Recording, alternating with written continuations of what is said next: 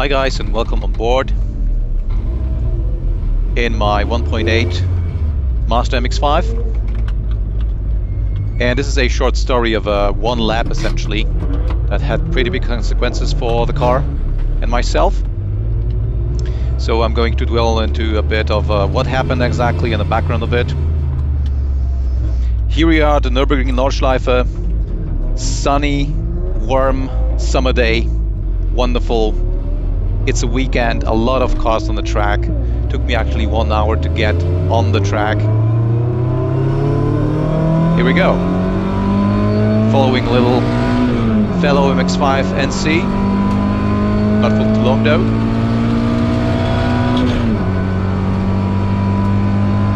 And we're going to form a interesting tandem with a GT3 RS Porsche for this lap. So as far as the background goes,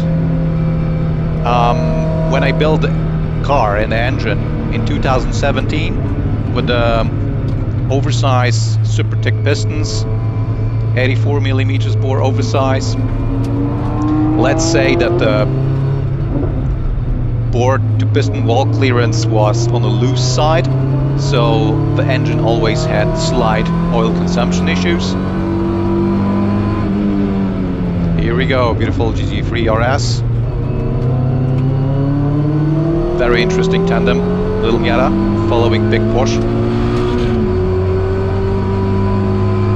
So yeah, always had some oil consumption issue, which was not really a big problem because I would always control oil consumption during track day like this or in Zwischenfahrten, whatever, and not getting into trouble.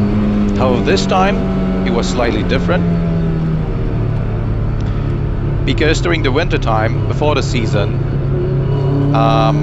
while changing the inlet valves, which is another story which I'm covering by the way on my how to and guide video of this car,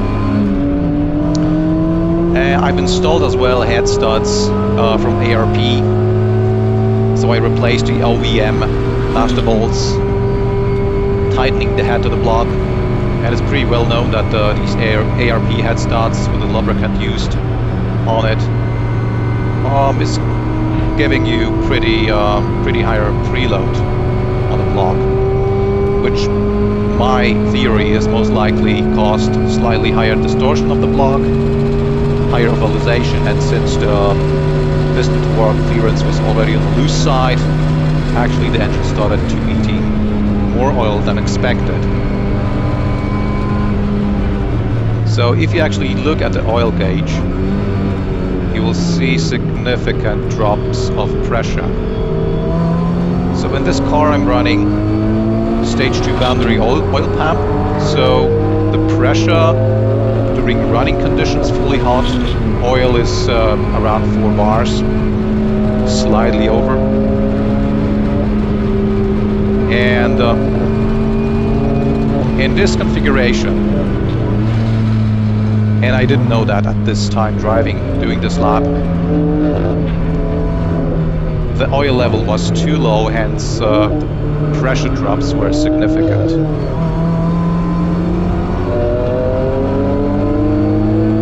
Again, having some nice fight. Yeah, so as soon as I'm full on throttle, there's no problem. I think I'm in the range of 4.5 bar. And I know when the oil level is full, we're talking here about oil pressure drops not more than 1 bar. Just have a look what's happening here.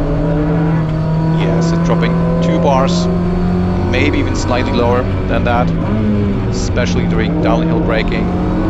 Very significant oil loss. And obviously this is not very good for your bearings. Still chasing that Porsche.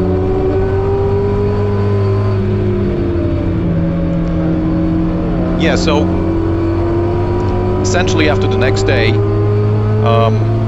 when I packed the car on the trailer, I've noticed some strange behavior.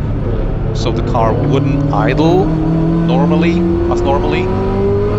It's set up in the open loop mode on a Megasquirt standalone, which means that it's set up for specific air temperature, coolant temperature, and manifold pressures. So whenever, for example, the internal friction within the engine changes, it possibly doesn't run properly. So that's the first thought that I had, that something went wrong. And during the trip back, I actually checked the oil level properly, because as you might know, it's quite difficult to get it right in the MX-5. You have to have very even flat surface. Hello, another fellow MX-5er. And it's quite difficult to get an even flat surface around the Nurburgring. So I did obviously the checks, but I didn't properly measure the oil levels. Hence the issues. I actually run a few days before this lap a full track day on the Nurburgring. Yeah, the Porsche seems to like the company of MX-5. Nice.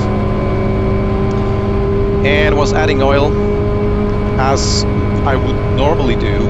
However, I didn't expect additional oil usage and not being able to properly check the oil level caused this issue. So actually during the trip back, when I properly checked the oil level on an even surface, I found out that the oil was below minimum level, and this is definitely not what you want to do with MX-5 running on a Nordschleife, where you have a lot of those maybe not very hard braking zones, but essentially elevation changes and high-speed cornering. So if your car is generating pretty good grip, so there's a good chance that you're going to have oil pressure loss issues. And in this car specifically does have the oil pan baffle installed, which I think eventually saved the engine from total destruction.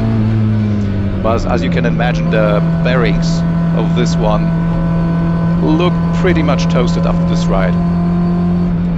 If you're actually interested to see the internals of the engine after the engine strip, let me know in the comments. Yeah, so the aftermath of this ride is essentially bearings pretty much scorched, a lot of small metal particles flowing in the oil system caused as well some damage to the crankshaft bearing journals, unfortunately. So would it be just only bearings? Would it be so extremely painful? A lot of traffic that day. So what's coming up next? So obviously I do not want to ditch the car. It's too good. It's doing under 8 reach to entry lap times. So actually very funny, fast car to drive. What's coming up next? So I decided to go full crazy, and I went ahead and bought myself a stroker kit from Maruha, straight from Japan.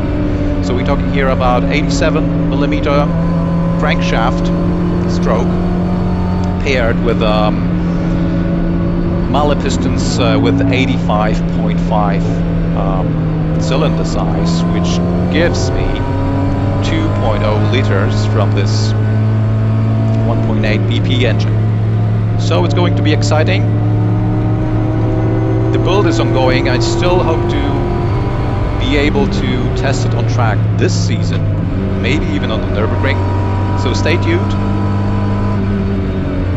I'm going to do a dyno video out of the stroker build.